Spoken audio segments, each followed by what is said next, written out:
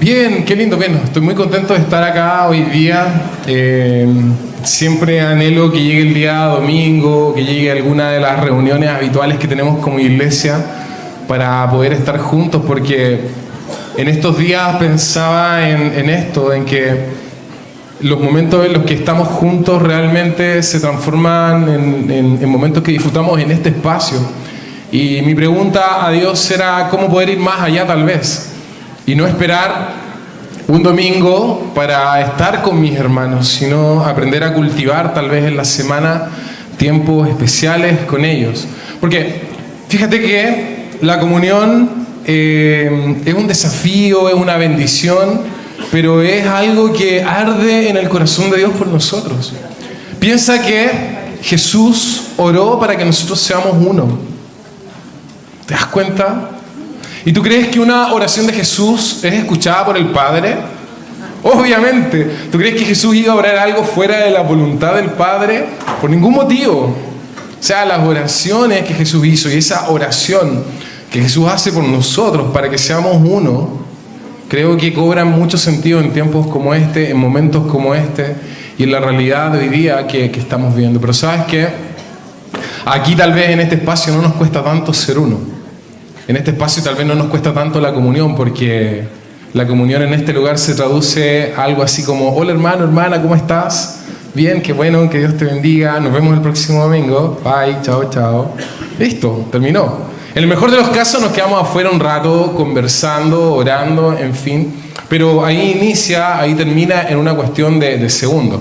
Y ojo, que si tú el próximo domingo te sientas del otro lado, no vas a conocer a nadie del otro lado, porque aquí veo varias caras que siempre se sientan en el mismo sector. Aquí tienen comprado el puesto, por allí también, allá también.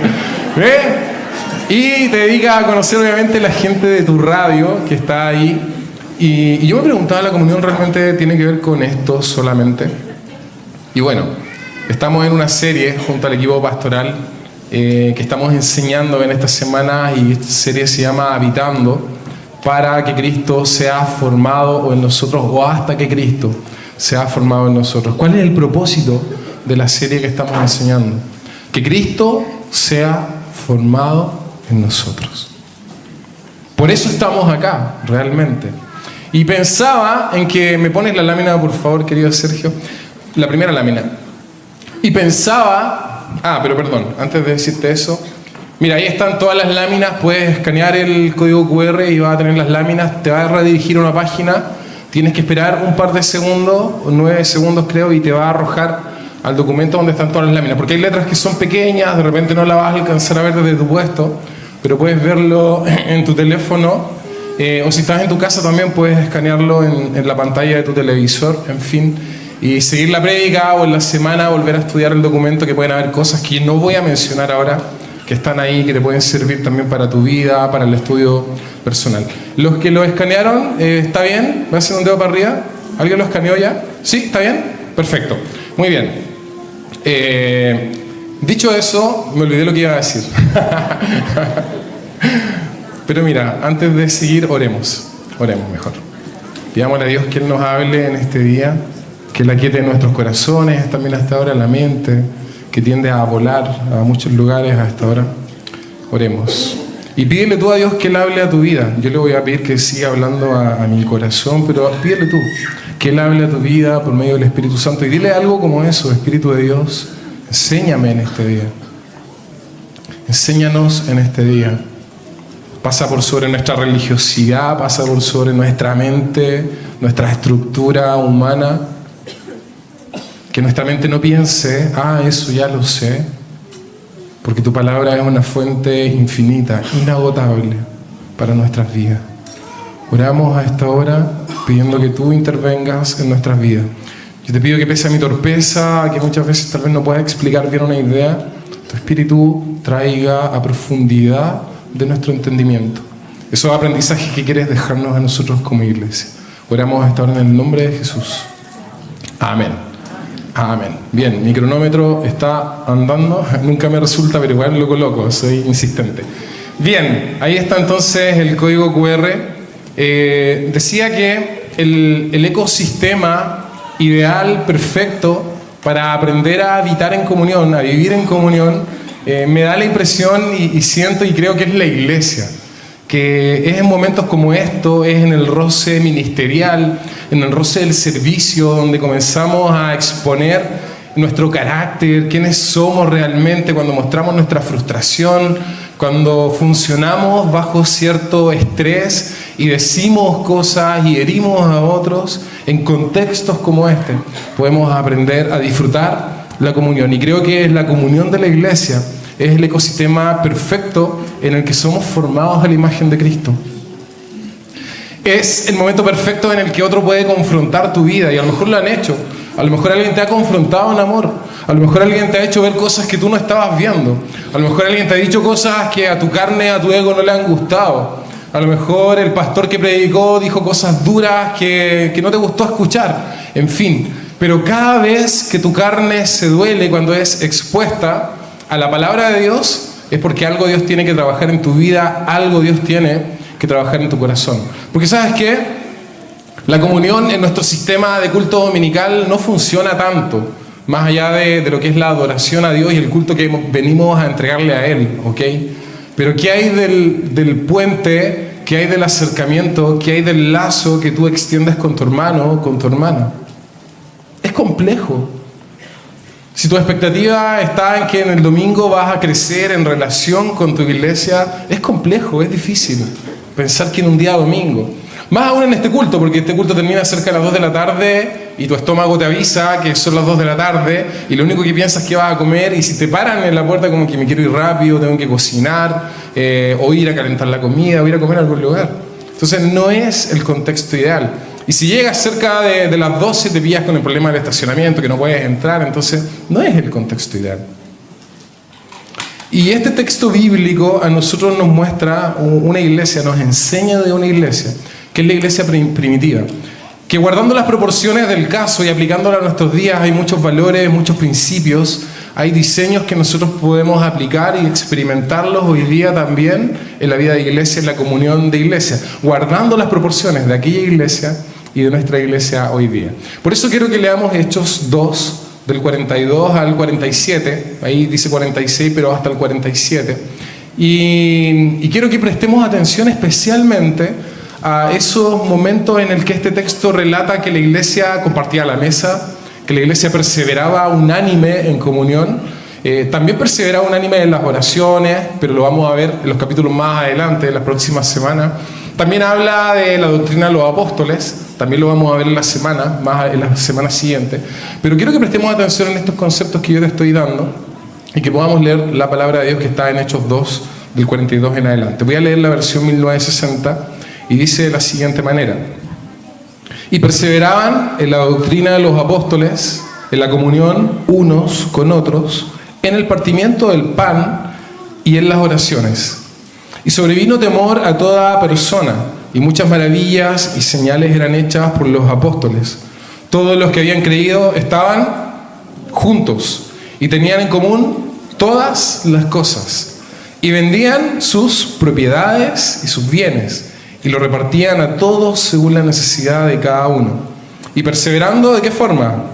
Unánimes, cada día en el templo, y partiendo el pan en las casas, comían juntos con alegría y sencillez de corazón, alabando a Dios y teniendo favor con todo el pueblo, y el Señor añadía cada día a la iglesia los que habían de ser salvos.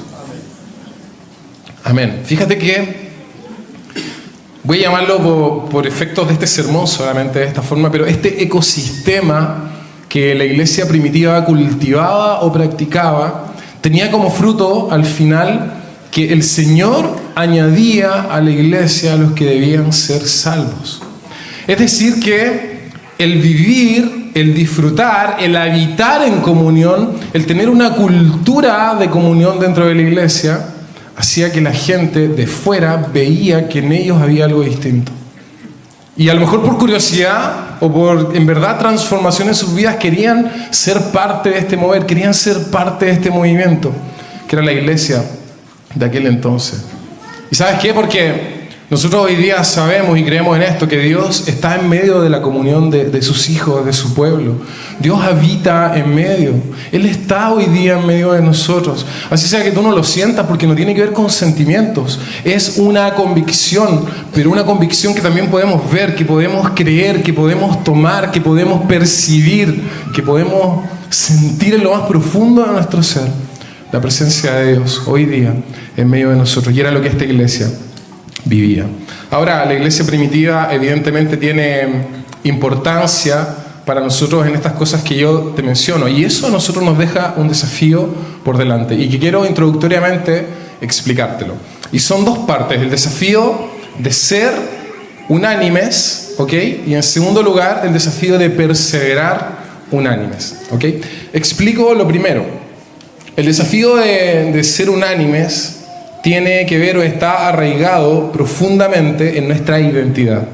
El desafío de ser unánime está arraigado en ese momento, o está sustentado, más bien dicho, en ese momento en el que tú pusiste tu fe en Cristo. El Espíritu Santo vino a tu vida, te selló Dios por medio de su Espíritu, y pasaste a ser parte de la familia de Dios. Te convertiste en un hijo, en una hija de Dios desde ese momento en el que has puesto tu fe en Jesucristo y le confesaste como Señor y Salvador de tu vida, y entraste en este proceso de transformación y de santificación en cada área de tu vida, ¿ok? Por eso digo que el desafío de ser unánimes está arraigado en nuestra identidad, porque desde el momento que como una isla, de forma solitaria completamente, eres iglesia. Y no necesito congregarme, no necesito leer la Biblia, porque yo soy iglesia. Ese es un concepto equivocado de lo que es ser iglesia. No vas a encontrar sustento en ninguna página de la Biblia para eso. Eso es descolgarte muchas veces de la iglesia. Eso es crecer como un anexo al cuerpo, que no es iglesia. La iglesia es el cuerpo de Cristo, que lo conforman todos aquellos creyentes de toda lengua, como cantábamos recién, de todo pueblo, tribu y nación que han puesto su fe en Cristo Jesús. La iglesia de Cristo no es la Alianza Cristiana y Misionera. La iglesia de Cristo son esos hombres y mujeres que han puesto su fe por todas las generaciones en Jesucristo, ¿ok? Y nosotros somos hoy día parte del cuerpo de Cristo, de la iglesia. Pero ¿sabes qué? Quiero dejar algo muy claro. La unidad, el ser iglesia, el ser unánimes, no es una posibilidad para nosotros. Es una realidad. Dios no nos ve de forma segmentada. Si tú estás enemistado con tu hermano o con tu hermana, Dios no ve la iglesia como dos cuerpos totalmente distintos. Si hay división y si hay algún drama o un problema no resuelto entre tú y tu hermano, entre tú y tu hermana, Dios sigue viéndonos como un solo cuerpo, el cuerpo de Cristo, y Cristo es la cabeza del cuerpo. Es como el matrimonio. Hay días en el que con mi esposa no estamos de acuerdo en todo. Hay días en los que yo le quiero quebrar un plato por la cabeza y ella me quiere quebrar 1000 platos en la cabeza, porque yo soy peor. Entonces, a mí sí que me tiene que tener paciencia, mucha. Pero no por eso dejamos de ser un matrimonio, no por eso dejamos de ser una sola carne. Yo sé que eso que me pasa a mí le pasa a usted también, así que no me ponga cara de que a usted no le pasan esas cosas. Pasa. Pero no por eso dejamos de ser un solo cuerpo, ¿ok? Y Dios nos ve de la misma forma nosotros como iglesia, como un solo cuerpo, ¿ok? Y para que esto no sea solamente una idea mía, quiero que vayas a tu Biblia, 1 Corintios 12, 27. Dice 1 Corintios 12, 27. Vosotros, pues, sois el cuerpo de Cristo, y miembros cada uno en particular. Y la NTV lo traduce de la siguiente manera, y dice: todos ustedes en conjunto son el cuerpo de Cristo. Está haciendo una aseveración, una afirmación. Todos ustedes en conjunto son el cuerpo de Cristo. No es que ustedes en conjunto a lo mejor son el cuerpo de Cristo, o tal vez pueden llegar a ser el cuerpo de Cristo. No, es una aseveración. La Biblia está diciendo que todos nosotros, aquellos que hemos creído en Cristo, somos el cuerpo de Cristo. Efesios 4, del 2 al 4, dice: pues hay un solo cuerpo y un solo espíritu. Colosenses 3, del 13 al 15, el amor es lo que los mantiene perfectamente unidos. Cristo los ha llamado a formar, ¿cuántos cuerpos? Un solo cuerpo. Romanos 12, 4 y 5, todos juntos formamos el cuerpo de Cristo. ¿Te das cuenta? Y hay muchos textos más. Yo te menciono solamente algunos, ahí están en la lámina, lo puedes buscar después también en tu casa. Pero somos el cuerpo de Cristo. Mira al que tienes al lado. Míralo, mírala. Somos el cuerpo de Cristo. ¿Te das cuenta? Somos el cuerpo de Cristo. Ahora, escúchame. Si la unidad, si esta cultura de unanimidad, si el habitar en comunión es una realidad y no la estoy experimentando, es que algo está pasando. Entonces hay un problema. Si hay heridas que no están resueltas, si hay dramas que aún no he abordado con mi hermano o con mi hermana, si hay cuestiones que aún están abiertas y están expuestas, heridas, a lo mejor profundas del corazón, algo pasa. Y déjame desafiarte a pensar que el problema no necesariamente está en tu hermano o no está en los líderes de la iglesia. Déjame desafiarte a pensar que el problema probablemente está en ti. El problema probablemente es tu orgullo. Es muy probable.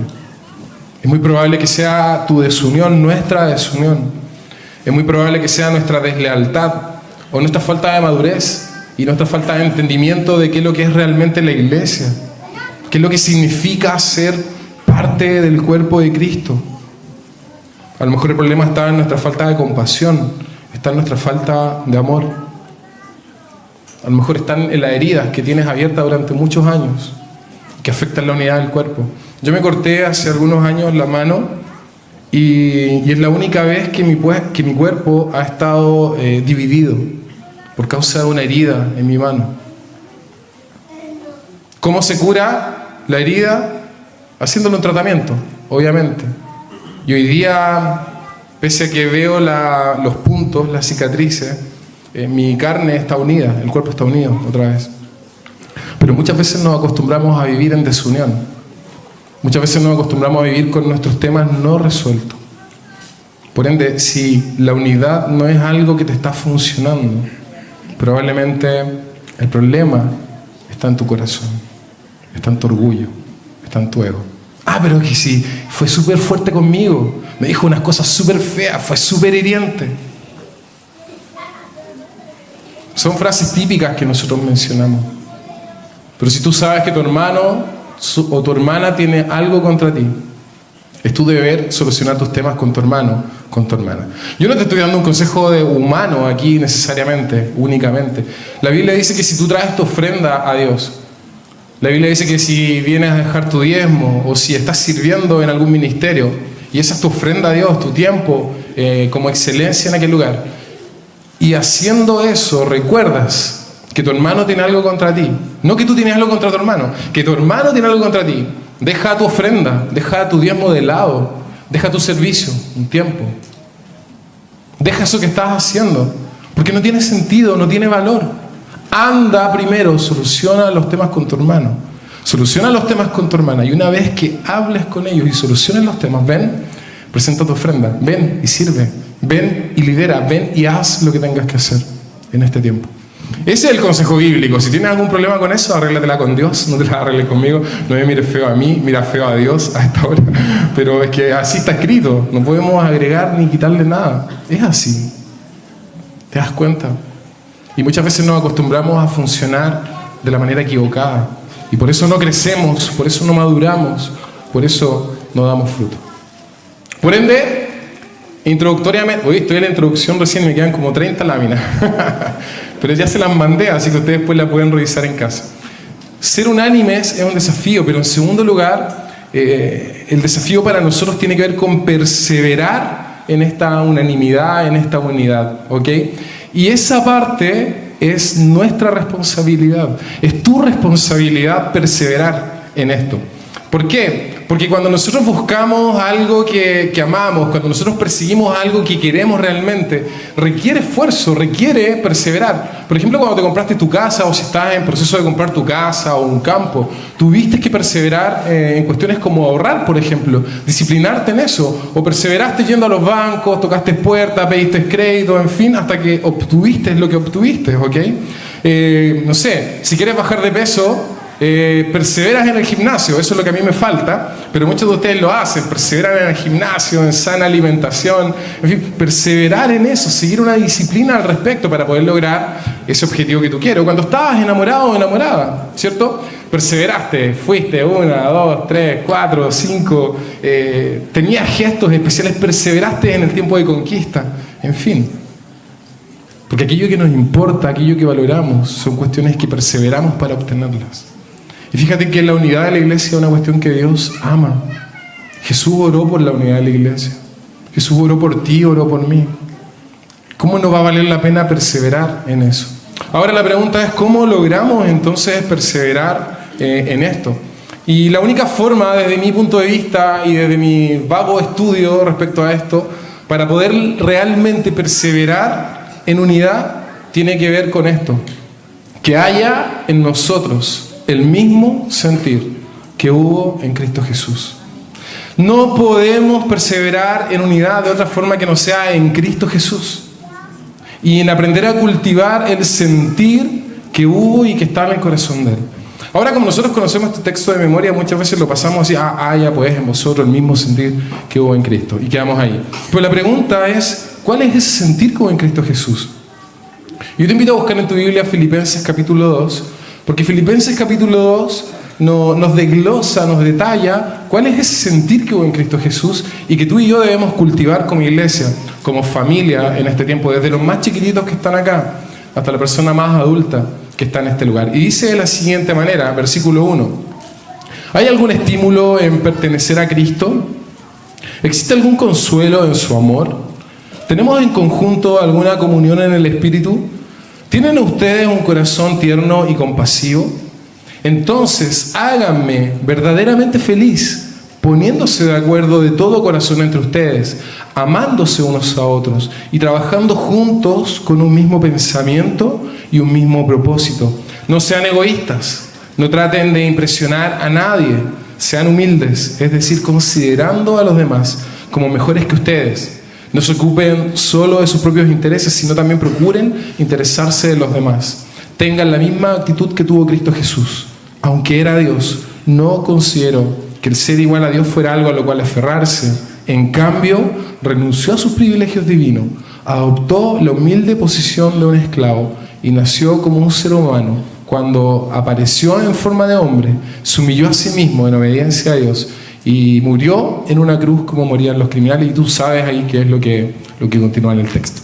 Pero yo te voy a mencionar 8 formas, 8 cualidades que nosotros tenemos que aprender a cultivar para que en nosotros esté el mismo sentir que hubo en Cristo, ese sentir de entrega, ese sentir de renuncia. Y lo primero que menciona el texto, y te lo menciono tal cual lo leí, tiene que ver con un corazón tierno y compasivo.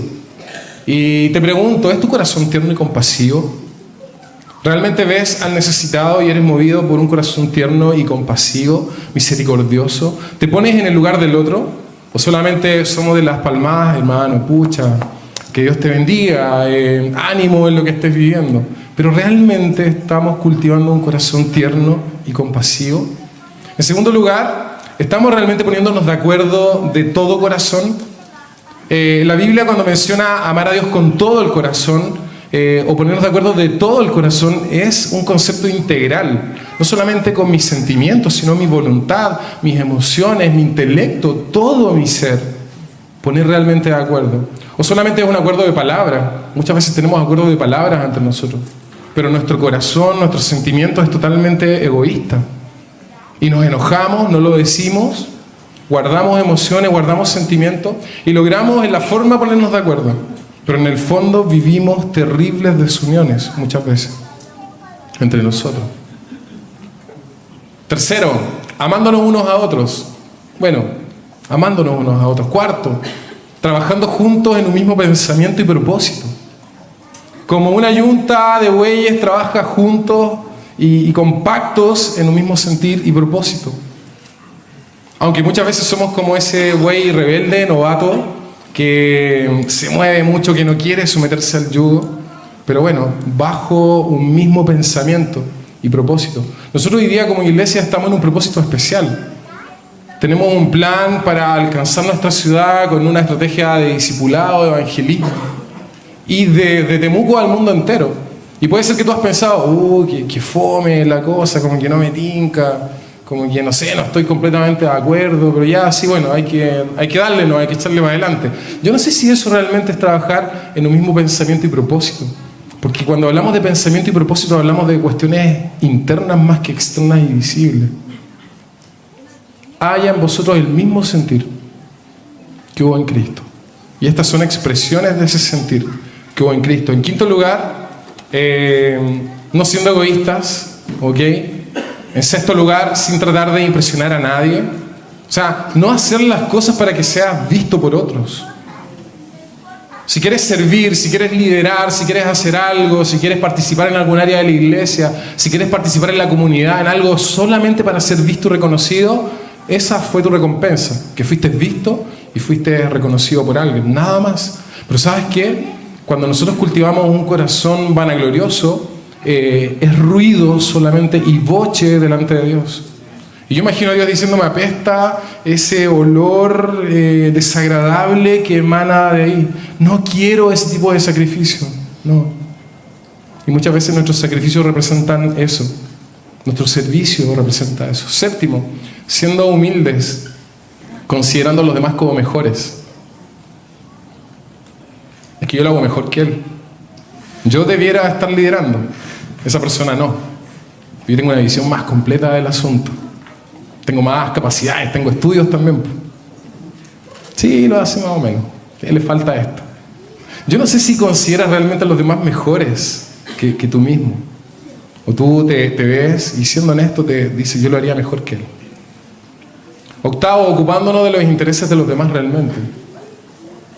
Haya en vosotros el mismo sentir que hubo en Cristo Jesús.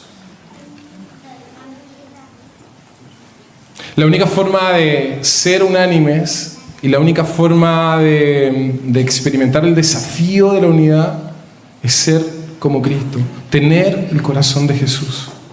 Especialmente lo que es el relacionamiento entre nosotros.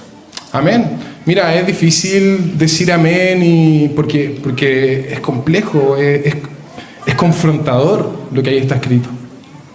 Y si algo de ese desglose del sentir que hubo en Cristo llega a tu corazón, trabaja en ese tipo de cosas. Pídele a Dios que cada vez que Él exponga algo en tu vida, te dé la oportunidad también, y te la da, pero te dé la oportunidad de poder abordar eso que tú consideras que tienes que trabajar, en lo que tú consideras que tienes que madurar en este tiempo, para que seamos cada día como Cristo, porque ese es el propósito de esta serie, ser formados a la imagen de Cristo. Amén. Mira, aquí podría terminar fácilmente el sermón. No sé cuánto tiempo me queda. Me quedan algunos minutos todavía. Pero mira, quiero que me acompañes en una parte práctica de cómo cultivar y cómo vivir una cultura de comunión de forma real y práctica. Y te decía al inicio que pensando en un domingo o un jueves solamente y venir y congregarme, que está súper bien y siempre vamos a valorar eso, creo y considero que no es suficiente. A la luz del texto de Hechos, capítulo 2, veo que habían dinámicas que la iglesia estaba acostumbrada a cultivar. Ellos comían en las casas, compartían la mesa, entre ellas incluía la Santa Cena, en torno a la mesa, y lo hacían con alegría, y lo hacían con sencillez de corazón. Hablaba recién con la hermana María Angélica Ramírez y ella me decía, antiguamente a la casa llegaba nomás la gente y teníamos que abrir, y bienvenidos, y compartamos lo que hay en la mesa. ¿Te das cuenta? Alegría, sencillez de corazón, lo que tenemos. No demostrar algo que no somos realmente como familia, no incurrir en un gasto probablemente que no me representa realmente como familia, sino con sencillez de corazón, no ostentando nada, pero abrir las puertas de nuestros hogares. Y creo que ahí está el desafío hoy día para todos nosotros. Por eso quiero ser súper práctico con esto. Hace algunos años atrás leí un libro que se llamaba Cultura de Mesa, estaba en portugués, ¿ok? Una autora, no recuerdo el nombre, cómo se llamaba. Lo único que recuerdo es que el libro era muy malo, así no lo lean, no lo lean. Pero me gustó el título porque estaba justo estudiando, estaba preparando algunos materiales en torno a lo que es la comunión, y dije, qué buen título, y comenzamos a trabajar eso, igual en los ministerios de jóvenes. Hicimos algunos sentados a la mesa, que son cuestiones que tenemos todavía en el Ministerio de Jóvenes y de Unamis. Y me gustó el título y lo adopté también como un principio para mí. Y recordaba que cuando vivía con mis papás en aquellos años, los días viernes en nuestra casa era un tiempo especial. Era un tiempo donde poníamos la mesa distinto, donde mi mamá siempre hacía algo distinto, algo más rico que a nosotros nos gustara como niños, obviamente. Recuerdo que ella siempre hacía completo los días viernes, pero con pan amasado, con el chucrú de casa, todo prácticamente casero, con mayonesa casera. Bueno, mala idea estar hablando de comida hasta ahora. Pero en el fondo el ambiente que se generaba en casa en torno a la mesa era ideal, era perfecto para pasar tiempo con mi papá, que trabajaba bastante, para poder escucharnos. Mi papá siempre nos hacía preguntas como ¿cómo están ustedes? ¿Tienen algo que decirnos en este tiempo? Y eran tiempos súper ricos y cercanos. Y yo pensaba en eso y decía, me gustaría cultivar lo mismo en mi casa, porque hoy día con mi esposa muchas veces nos vemos corriendo con el tiempo. Y nuestro hijo entra a clase a las 2 de la tarde, nosotros tragamos a la 1 para alistar a Lucas, ponerle su mochila, lavarle los dientes y todo lo que implica llevar al hijo al colegio. Menos mal que nos queda al lado el colegio, porque si nos quedara más lejos, olvídate. Pero aún así me daba cuenta que los tiempos de mesa eran tiempos casi obligatorios, más que tiempos que disfrutáramos. No eran tiempos donde teníamos tal vez conversaciones profundas de calidad, donde nos miráramos a los ojos, sino eran tiempos donde estaba la obligación de comer y tragar para seguir funcionando. Y me da la impresión que nos pasa lo mismo. Como cultura estamos en un mundo rapidísimo, donde nos vemos envueltos en esta misma dinámica, en estas mismas formas. Y es complejo romperlas, es difícil salir de ahí. Y mientras leía este libro que no recomiendo para leer, el título me aportó mucho contenido y mucha profundidad en lo que yo comencé a buscar. Y comencé a darme cuenta que no solamente para el contexto hebreo, sino para Jesús, la mesa era un lugar sumamente importante. En la mesa hubieron milagros que Jesús realizó. En la mesa ocurrieron sanidades tremendas. En la mesa hubieron tiempos de enseñanza profundo al corazón. En la mesa hubo discipulado acabado para Jesús con sus discípulos. En la mesa hubieron encuentros que significaron nuevas oportunidades para personas que fueron desechadas en la vida. En la mesa hubieron oportunidades para personas que fracasaron, como tú y como yo. Y dije, qué importante es esto, porque en el contexto hebreo la mesa es un lugar de pacto, es un lugar de cercanía, es un lugar de comunión. Por eso la iglesia primitiva perseveraba en eso. Perseveraba en el partimiento del pan, perseveraba en compartir la mesa, perseveraba en la Santa Cena. Porque ellos entendieron y estuvieron dispuestos a experimentar los beneficios que esto les otorgaba. ¿Okay? Y quiero aplicar 4 principios hoy día que voy a pasar rápido. Y tú tienes las láminas o puedes llegar a ver la prédica de YouTube y buscar las láminas otra vez. Pero hay 4 principios que son sumamente importantes en torno a la mesa. ¿Y por qué la mesa? Porque para mí la mesa representa un lugar de comunión perfecto, un lugar donde no hay jerarquías, donde no hay gente que esté más alto, estamos todos al mismo nivel. En la mesa todos conectamos, nos miramos a los ojos, en la mesa respiramos el mismo aire del mismo ambiente, comemos la misma comida, hablamos los mismos temas. En la mesa nos acercamos, en la mesa no hay roles, en la mesa nos miramos a los ojos y podemos confiar en el que tenemos al lado. Y así como fue importante para Jesús, considero que tiene que ser importante también hoy día para nosotros. Y ahí hay harto contenido que después tú lo puedes leer en tu casa. Yo lo voy a avanzar un poco. Y hubieron 2 momentos claves en las mesas que compartió Jesús. Uno de ellos fue previo a su crucifixión. ¿Qué hace Jesús previo a su crucifixión? Un momento tan culmine para nosotros y para la historia de la humanidad. Comparte la mesa con sus discípulos. ¿Te das cuenta? Previo a su crucifixión, a todo el calvario que Jesús padeció. Y una de las primeras cosas que Jesús hace después de haber resucitado fue ir camino a Emaús, por ejemplo, con esos 2 seguidores de Jesús, y llegaron a un contexto de mesa. Llegaron a un contexto donde al partir el pan, dice la Biblia, los ojos de ellos se abrieron. ¿Te das cuenta? Al compartir la mesa, cuando Jesús les hablaba, les contaba quién era, los ojos de ellos fueron abiertos en ese contexto de comunión. ¿Qué más hace Jesús posterior a eso? Va a buscar a un Pedro fracasado, que le había negado y que había vuelto a lo viejo, que estaba pescando. ¿Y qué es lo que hace? Prepara una mesa improvisada a la orilla de la playa, con pan y con peces. Y tiene un encuentro especial, restaurador con Pedro. 2 momentos claves en la mesa para Jesús. Eso lo puedes leer en casa. 4 beneficios, entonces, con esto termino. 4 beneficios en torno a la mesa o en torno a la comunión, en torno al habitar en comunión o en torno a la cultura de mesa, como quieras llamarlo. 4 beneficios. El primero de ellos, que debiera ser importante para nosotros, es que la mesa es un recordatorio o es un memorial. Primera de Corintios 11, 24 al 26 dice que habiendo dado gracias partió el pan y dijo: tomad, comed, esto es mi cuerpo que por vosotros es partido. Haced esto en... Y lo mismo hizo con la copa. Hagan esto todas las veces que la bebiereis en memoria de mí. Sentarnos a la mesa, hermano, hermana, significa conectarnos con la memoria de Cristo y con lo que es verdaderamente importante para Él. Hacer memoria de lo que Él hizo en la cruz, por ti y por mí, es lo que mantiene encendida nuestra fe y nuestra esperanza. Hacer memoria de lo que Cristo hizo en la cruz nos mantiene y nos recuerda que estamos reconciliados con el Padre y que tenemos una vida que no solamente representa esta vida terrenal, sino que tenemos también una vida eterna.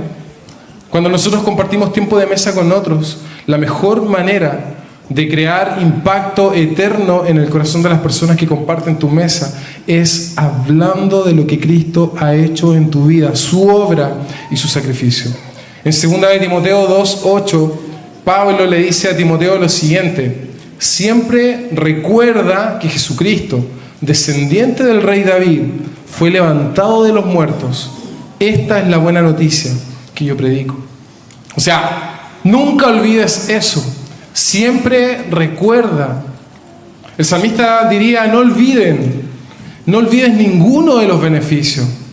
Él es el que perdona todas tus iniquidades, el que sana todas tus dolencias, el que rescata del hoyo tu vida. Pero nuestra memoria es tan frágil que si hace poco tiempo tuvimos una experiencia en la que vimos, gustamos y disfrutamos del poder de Dios, hoy día pareciera ser que lo olvidamos. Y creemos que nos vamos a hundir, creemos que vamos a perecer. Por eso es tan importante volver a recordar, hacer memoria de la obra de Cristo por ti, por tu familia, porque es lo único que mantiene nuestra fe y nuestra esperanza viva y encendida en tiempos como este. Que tus mesas sean lugares donde se recuerde la obra de Cristo. ¿Qué hablan en tus mesas? ¿Cuál es el tema cada vez que hay alguien sentado en tu mesa? Porque el segundo punto tiene que ver con mesas de discipulado y enseñanza. ¿Qué es lo que realmente estás transmitiendo en tus mesas? Porque nuestras mesas tienen que ser un lugar en el que las palabras y acciones que transmitimos hablen de la vida de Cristo que se está formando en mí. Jesús usaba la mesa para enseñar, dice Lucas 14, capítulo 7, que con parábolas, estando en la mesa, Él enseñaba a aquellos que estaban escuchando, a aquellos que estaban compartiendo ese tiempo con Él, y les hablaba a la profundidad del corazón y confrontaba especialmente a los fariseos con esa vida vacía que ellos estaban llevando. Y todo eso Jesús lo hacía en contextos de mesa. Por ende, mi hermano y mi hermana, nosotros el próximo semestre vamos a estar estudiando de discipulado, fundamentos de discipulado. Y ¿sabes qué? Tú debes ser el primero, la primera en aprender a cultivar mesas donde se enseñe y donde se discipule, donde con tu forma de ser tú comiences a enseñarle a la gente, a mostrarle a aquellos que están en tu mesa que tú eres un seguidor de Cristo y que Cristo se está formando en ti, y que en la medida que Cristo se está formando en ti se puede estar formando también en otros. Que podamos en nuestras mesas decir lo que Pablo dijo: sean imitadores de mí, porque yo soy un imitador de Cristo. Yo sé que crecimos muchas veces en este contexto en el que nos decían: hermanito, hermanita, no me mira a mí porque yo le fallo, mira a Cristo solamente. Pero Pablo nos desafía algo distinto: sean imitadores de mí. Yo creo que nosotros podemos llegar a eso, a decirle a la gente: sean imitadores de mí, así como yo lo soy de Cristo. a los padres, a las madres, debemos procurar que nuestra mesa sea un lugar de enseñanza, aprendizaje profunda al corazón de nuestros hijos.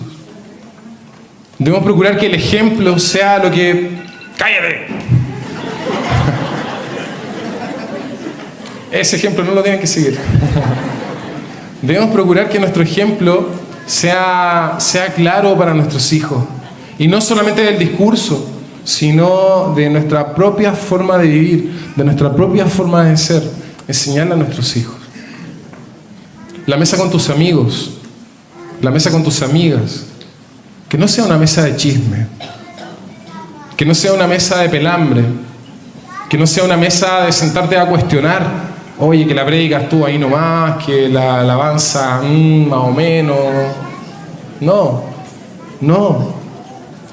Y si tu mesa se ha transformado en eso en este tiempo, por favor, tú tienes toda la autoridad moral y espiritual para decir, stop, eso no corresponde. Eso no corresponde a alguien que le pertenece al Señor. Eso no corresponde a una familia que busca amar, servir y honrar al Señor. La mesa con tus amigos debe ser también una mesa de enseñanza, una mesa de confrontación, una mesa en la que tú desafíes a aquellos que estén en tu mesa a ser cada día más parecidos, más semejantes a Cristo, una mesa en la que tú te multipliques en otros. ¿Qué cosas de ti se están multiplicando en otros hoy día? A lo mejor es la queja. A lo mejor cada vez que te sientas en la mesa es para quejarte de algo. A lo mejor es la autocompasión, el ser víctima. A lo mejor cada vez que te sientas en la mesa es para victimizarte. ¿Qué cosas se están multiplicando de ti? Porque fíjate que eso aprenden nuestros hijos, tal cual. Nosotros nos reímos con el Lucas porque él dice cosas que nos escucha decir a nosotros. El otro día subimos a jugar al segundo piso y nuestra cama no la habíamos hecho con la Caro. Entonces él va y él dice, ay, la cama está desordenada, siempre la tengo que hacer yo. Y me dio tanta risa, porque eso es algo que la Caro, obviamente, cuando está enojada, que son muy poquitas veces, ella dice eso. Sí, ¿no? Ella tiene un carácter muy hermoso. Yo soy el ogro, el mañoso en la casa. Entonces él ese tipo de cosas escucha, o a mí me imita, copia cosas que yo hago. Porque cuando estamos ahí en casa, en comunión, en mesa, estamos multiplicándonos en nuestros hijos. Y si tú aún no tienes hijos hoy día, sé preventivo, sé preventiva. Empieza desde ya a cultivar hábitos saludables en torno a la mesa, en torno a la comunión, en torno a la casa. En tercer lugar, la sanidad. Dice Lucas 14 que había un hombre que sufría una enfermedad que es hidropesía y estaba en la mesa Jesús, cuando Jesús lo toca y le dice, sé sano, y el hombre fue sano y lo despidió. ¿Te das cuenta? Compartiendo la mesa con los apóstoles, con los amigos que él tenía, un hombre enfermo, Jesús lo sana. Bueno, que nuestros tiempos de comunión, como orábamos recién por los enfermos, sean súper habituales. No tengas temor en orar por aquellos que están enfermos. No tengas temor en levantar tu voz.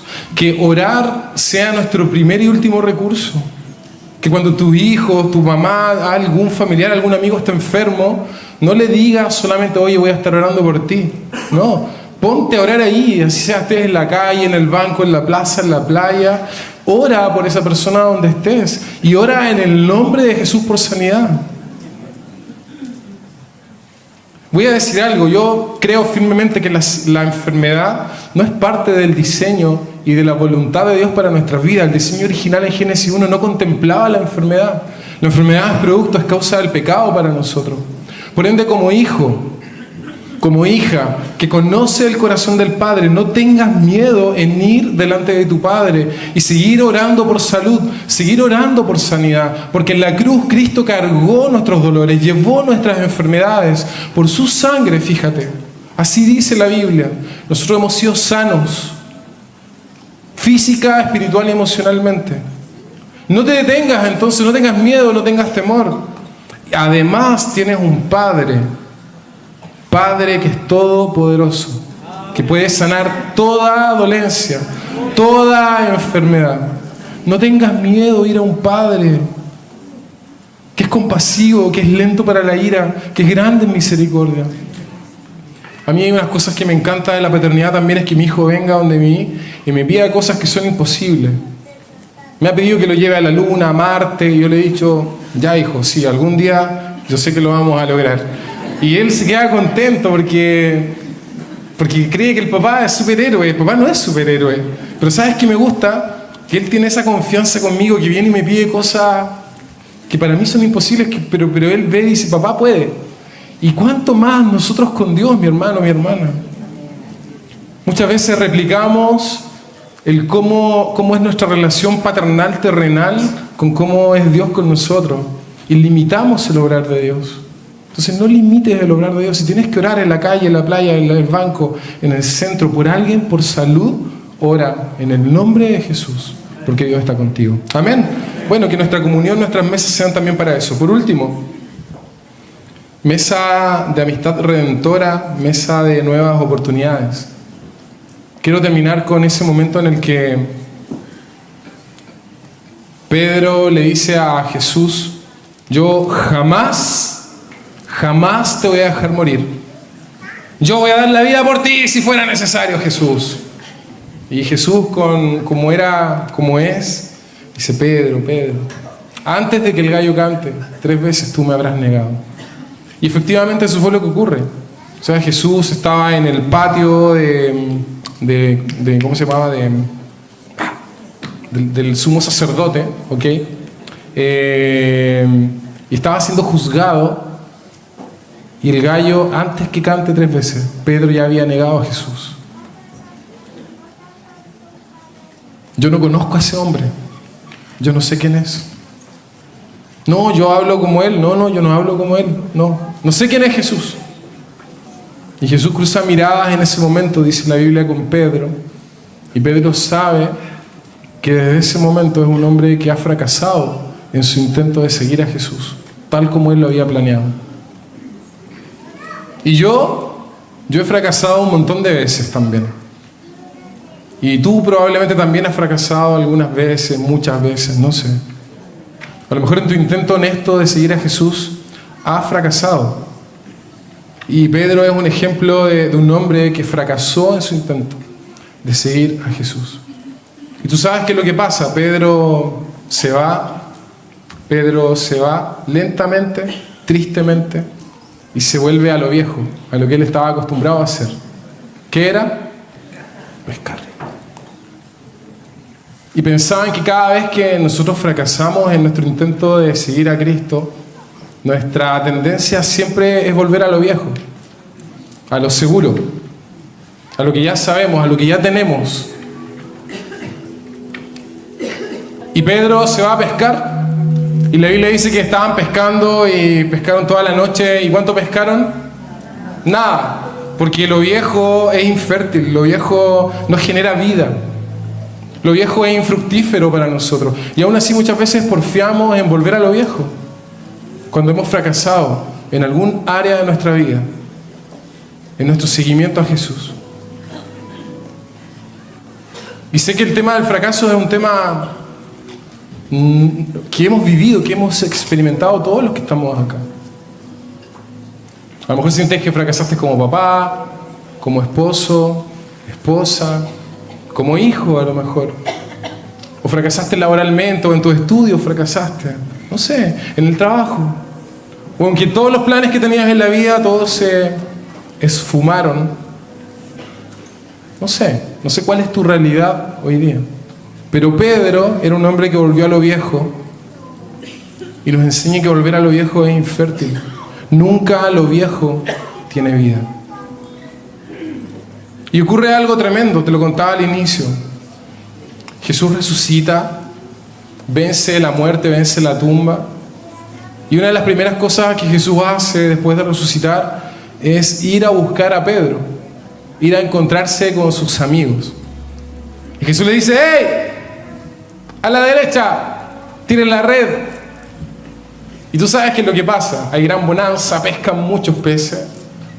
Y ahí entre ellos hablando, Pedro, el maestro. Pedro, el maestro. Y Pedro obviamente sale corriendo al encuentro del maestro. Y yo pienso que tiene que haber sido muy difícil ese momento para Pedro.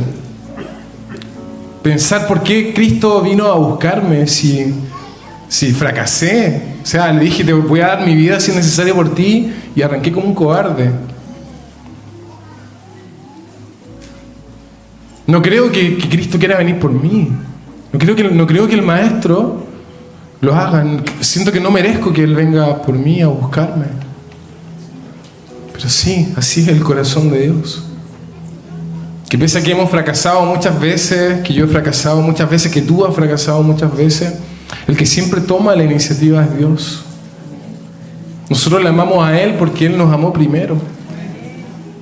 No hay mérito alguno en nosotros, ni uno. Él nos buscó. Él es el buen pastor. Él es el que busca la oveja perdida, la moneda perdida. Él, solamente Él. Y en ese momento tienen una conversación bien especial en torno a la mesa. Porque Jesús estaba esperándolo con una parrilla. Improvisó una mesa en la playa. Tenía peces. Le dice, pongan algunos más porque seguramente había más gente. Así que pusieron otros peces, pan encima. Y estuvieron comiendo juntos. Y esa mesa para mí representa la mesa de las nuevas oportunidades. La mesa en la que Pedro se sentó con Jesús. ¿Y por qué te digo esto? Porque el otro día estaba hablando con Mario Bravo, pastor Mario Bravo también. Y estábamos hablando del significado de algunos nombres y qué es lo que significaba Pedro, pero también qué significaba Simón, ¿okay? Y uno de los significados que Simón tiene es débil. Significa también en una de sus acepciones débil, alguien que es como un junco, que no es estable, que va de un lado a otro, movido por el viento, ¿okay? Y lo que Jesús le dice en ese momento a Pedro no es, Pedro, ¿me amas? Lo que Jesús le pregunta en aquel momento es, Simón, Simón, ¿me amas? Simón, ¿me amas? Simón, ¿me amas? ¿Sabes qué es lo que estaba haciendo Jesús? Jesús estaba confrontando a la peor versión de Pedro. Ese Pedro débil, ese Pedro que era como un junco, ese Pedro que no tenía a lo mejor la solidez y que no había podido ser firme y mantenerse estable frente a una decisión que él había tomado. Y esa peor versión, Simón, es la que Jesús invita a la mesa y le dice, Simón, aquí en la mesa, aquí es donde quiero estar contigo, porque es en mi mesa, es mi presencia donde eres restaurado, donde eres restaurada. Y ¿sabes qué? Hoy día, en este tiempo de comunión, en este tiempo de estar juntos, siento que Dios nos está invitando a tu mejor versión, a la versión del líder, del super esposo, de la super esposa. No. Siento que Jesús está invitando a la peor versión, a la mejor, a la versión fracasada que tú has tenido, que has experimentado en esta vida, invitándote a su mesa, porque Él quiere restaurarte, Él quiere sanarte. Y quiero invitarte a orar, a inclinar tu rostro ahí donde estás. Porque el despertar una cultura de comunión implica que vamos a desafiarnos a experimentar este tipo de cosas. Porque el estar en comunión, el estar en la mesa, el acortar distancia con la gente que amamos nos expone, obviamente.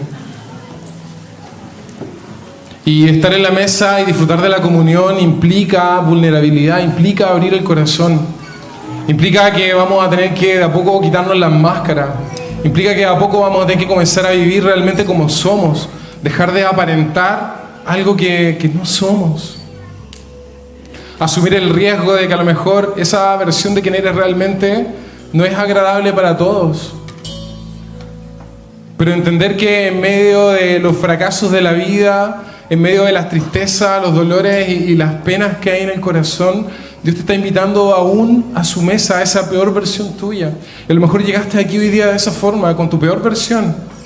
Esa persona que tal vez prometiste nunca ser. Dijiste, jamás voy a ser como esto o como tal. Y te estás dando cuenta que vas por la misma ruta.